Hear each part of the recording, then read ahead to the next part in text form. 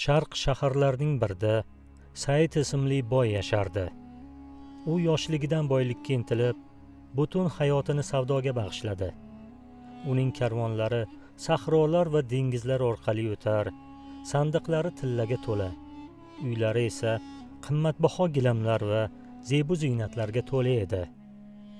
Lekin bu zohiriy boylik ortida toshdek qattiq qalb yashiringan edi.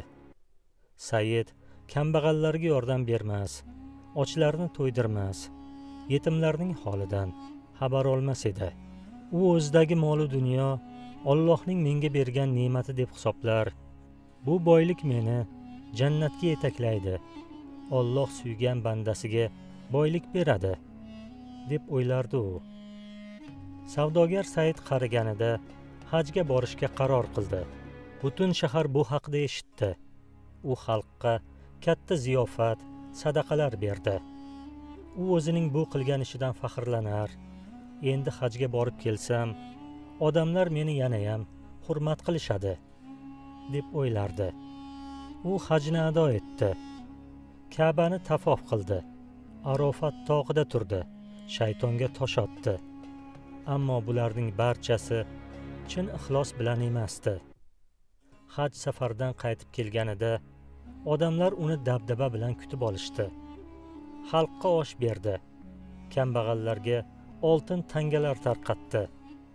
Butun shahar uning saxiyligi haqida gapira boshladi.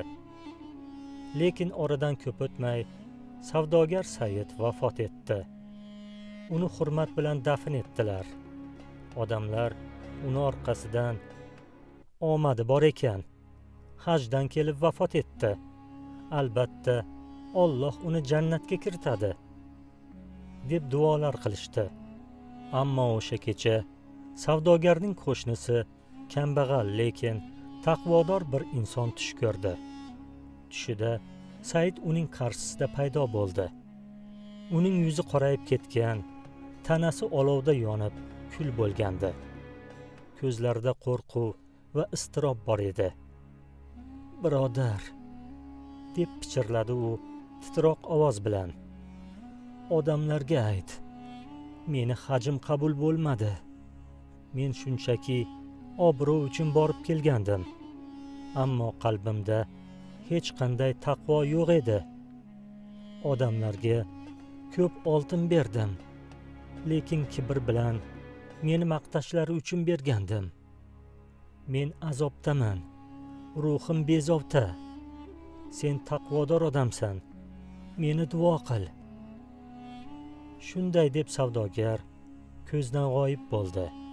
Qo'shni cho'chib uyg'onib ketdi. Savdogarning haqiga uzoq duo qildi va ertalab tong yorishishi bilan odamlarga tushini aytib berdi.